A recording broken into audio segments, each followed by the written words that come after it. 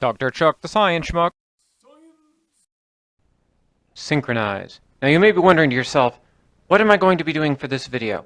I'm wondering to myself, what is this thing near my face and why does it keep following me? But essentially, now I can't see it. I have forsaken, forsooth, any sense of reason, any sense of creating a useful project, just for today, probably for the rest of the week, maybe for the rest of my life, and I'm just going to mess around with the random junk that I found while I was unpacking stuff and putting foam on my wall. Namely, I found this thing.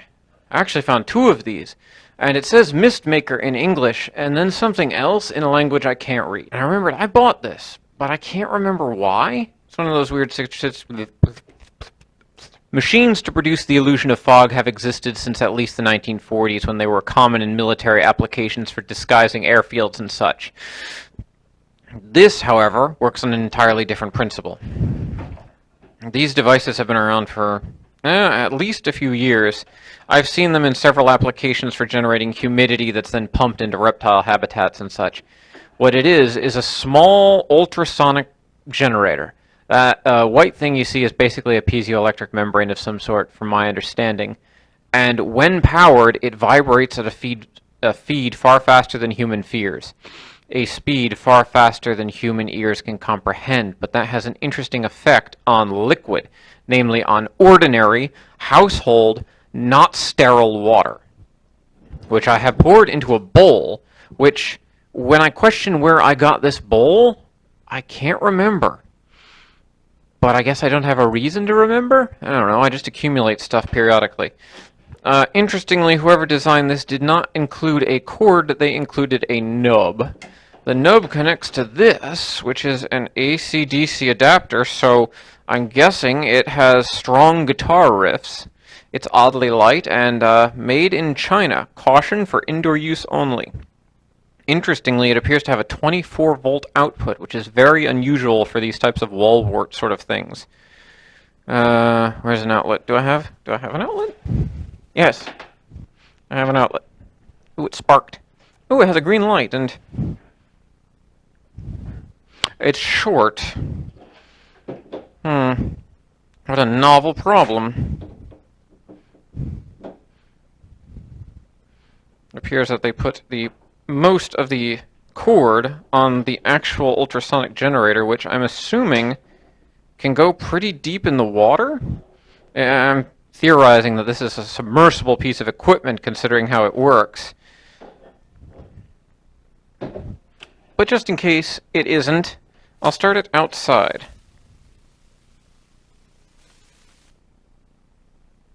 Interestingly, I heard it click, but it doesn't actually make an audible sound to me. I can't hear it. I hope my neighbors don't have a dog.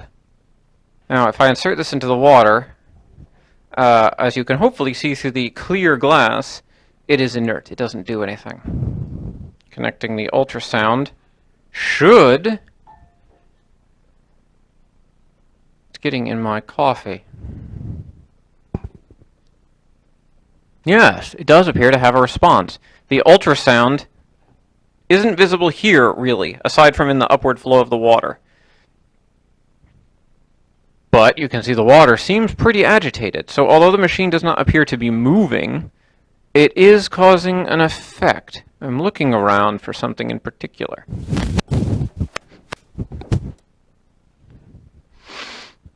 It's a tiny measuring glass. Very tiny. It measures in teaspoons for, like, egg yolks, maybe? I don't know.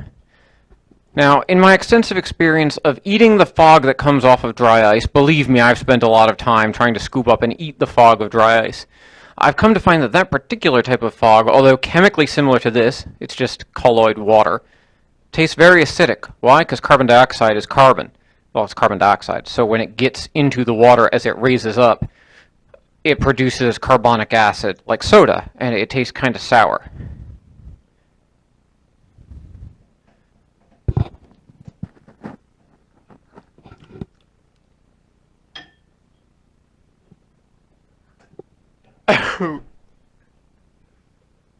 Interestingly, you can drink small amounts of fog. I have constrained some of that fog into this container.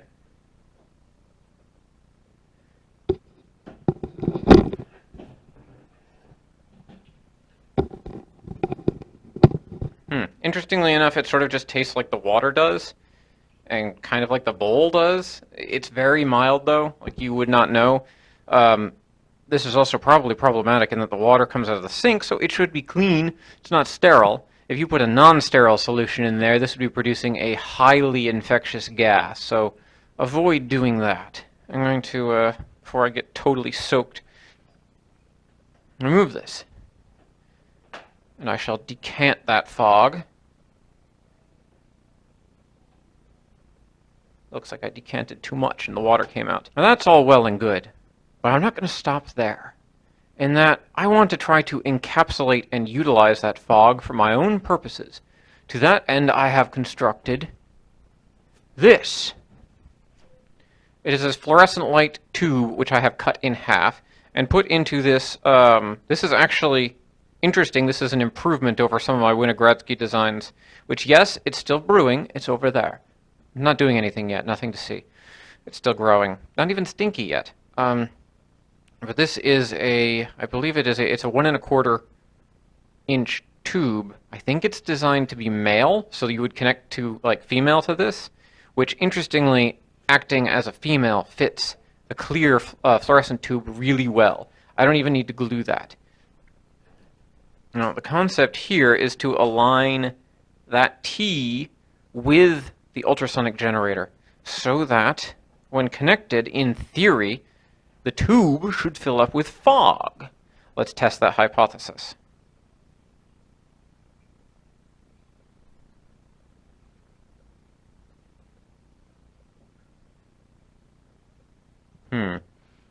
One of the main detractions seems to be that rather than filling up with gaseous fog, it is filling up with water. And the fog is escaping. How can I fix that? I think increasing the level of liquid. I almost was going to increase the liquid, and then I'll be breathing coffee. Not something I want to try right now. Ordinary water. Now, my idea is that the fog is working poorly because it cannot get a good seal over this device. That the fog, see, that's working much better. A lot less of the fog is coming up around the end, and all of it is going into this pipe. The question then becomes whether or not it's possible to actually fill it with an appreciable quantity of fog. You can see this sort of white material that's condensing on the inside of the tube, but it is slowly starting to fill up. It appears to do more poorly than I thought, but I'm still going to continue with the other cool thing I wanted to do. Namely, I wanted to produce this fog because I wanted to try to shine a laser through it and see if it looked cool. Because I have fog, why not do my own laser light show? And, you know, I sat down and I made this laser pointer with a laser diode that I had found. The problem being that is a piddly laser. It is too weak. It is not even visible. Even if I deactivate this light, which should be possible from here, that is barely a laser. I mean, I guess I can theoretically try to pass that through some fog. Yeah, you can kind of see it there. That little bit of a red beam. I hope I can find the light switch again. It's really dark in here. That proved inadequate. Fortunately, I had considered an alternative. The alternative, though, is something a little more severe. This. I found this while I was unpacking. This is a laser pistol. I know that sounds absurd, but you're actually meant to hold it like this. It is actually assembled in the steel light switch container that's meant to go in a wall, and I put a switch on it. It used to have a red laser diode for aiming purposes, but that doesn't work. You can see that's the size I was using before. That is something very different. That is a 1 watt blue laser. Now, what exactly does that mean? Well, lasers are usually measured in terms of their output wattage. The red lasers, like on a red laser pointer, usually are topping out at somewhere under the small. They don't come nearly close to even like a tenth of a watt generally. Maybe 0.2 watts if they're especially bright. 1 watt is not actually that high in terms of lasers. Your average CO2 cutting laser that you would see on any sort of laser tooling system is in excess of 200 watts, and that can cut through steel. This is a lot more powerful than most laser pointers, but it's not, gonna cut through steel. Hopefully. It did burn a hole in my couch when I was constructing it, because it is very powerful. It is an $80 1 watt laser diode that I got off the internet, combined with a voltage regulator to keep me from burning up that $80 laser. It's powered by these, well, technically it's powered by AA batteries, but I couldn't find any, so I've just been putting AAAs into AA slots, which interestingly, they're the same length and they fit. They just kind of wobble. It's fine, same voltage, they work just fine. Interestingly also, there is a quad A battery, which I saw the other day. It is like this same length, but like as thin as, like that thin. It's tiny. It was in some weird like pen for a surface. Now one thing about these is that other one is forgiving. You could look directly into that, you might get a spot in your vision. I do have a permanent spot in my vision from a red laser, so don't mess with them by looking straight into them. But this, if shined on skin, will burn a hole in you. If shined in your eye, that eye goes dead almost immediately. Which is why I have this.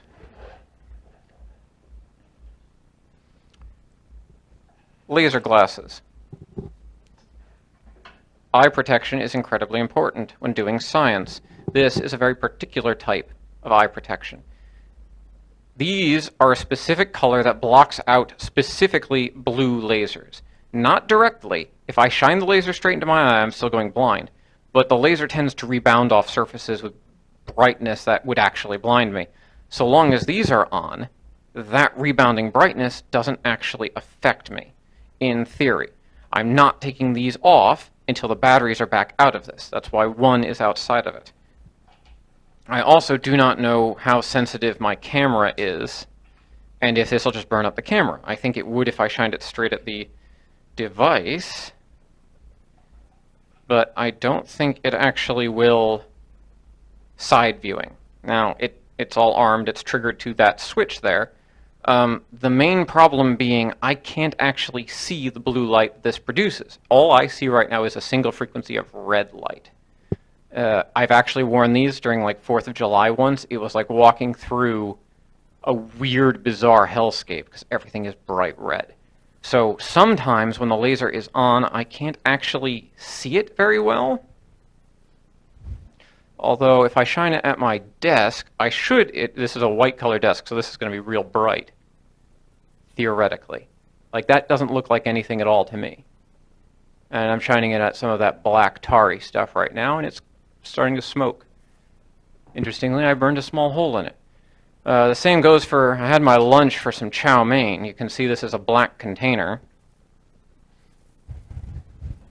If I place that down, and I fire the laser straight at it, I can't actually see the laser in the slightest aside from this vaguely purplish blue dot.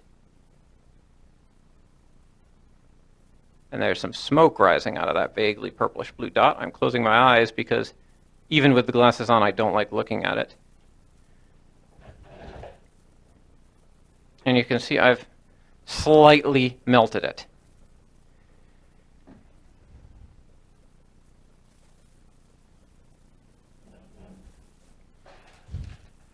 One demonstration I'd like to attempt. Oof. Okay. A thing that most people don't realize is that when you view the world in one color frequency, it super messes with your eyes.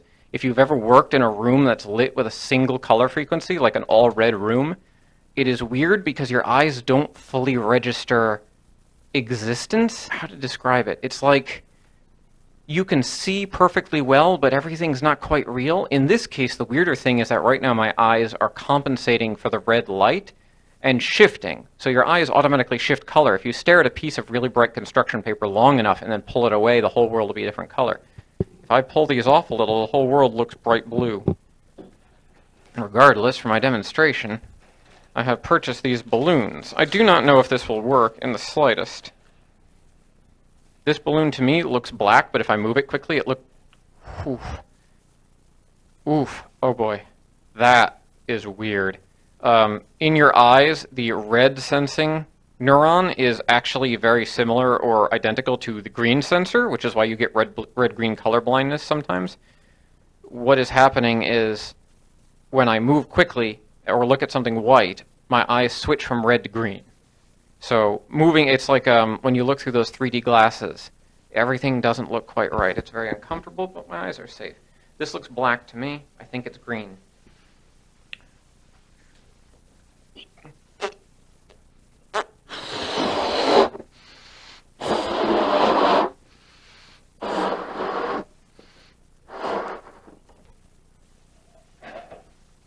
Hopefully nobody next door is sleeping.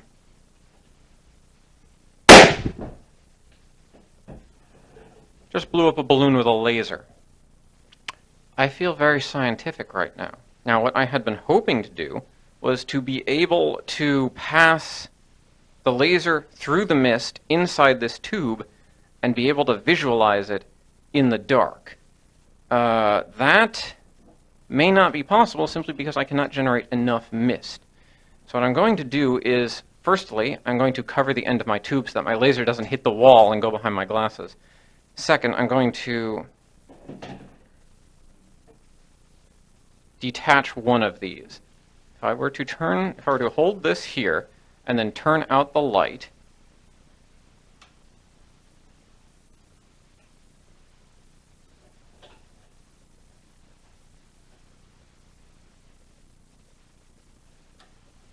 not nearly as cool as I expected. Well, from my perspective. See, part of the problem there is, again, I cannot see the frequencies that... Where's my jar? Keep that away from it. I cannot see the frequencies that the laser resonates at, so I can't tell if the laser is actually bright or if it looks cool. A disadvantage of wearing these laser goggles. But if you're working with lasers, you always wear the goggles.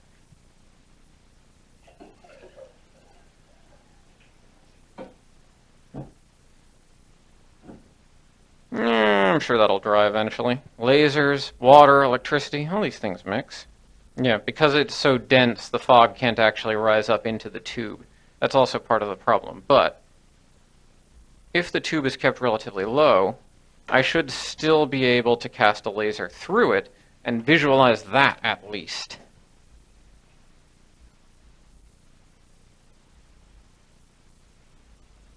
Except for the fact I can't see anything.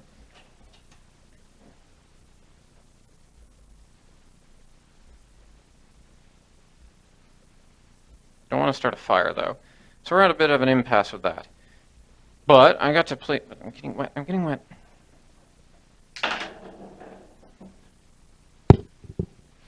Oh, wow. The world is so bright and effervescent. I do believe I'm going to largely end this video. Hopefully I haven't destroyed my camera. Hopefully that looked like something, but largely I know it didn't, because this action is what I commonly call herkadurkin, also known as fudgy guttin. I'm not doing anything useful, making anything useful, I'm messing around with stuff.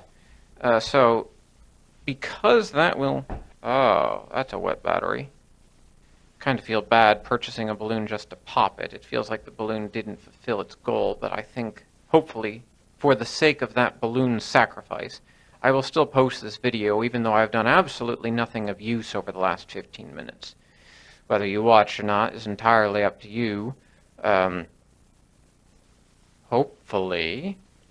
End.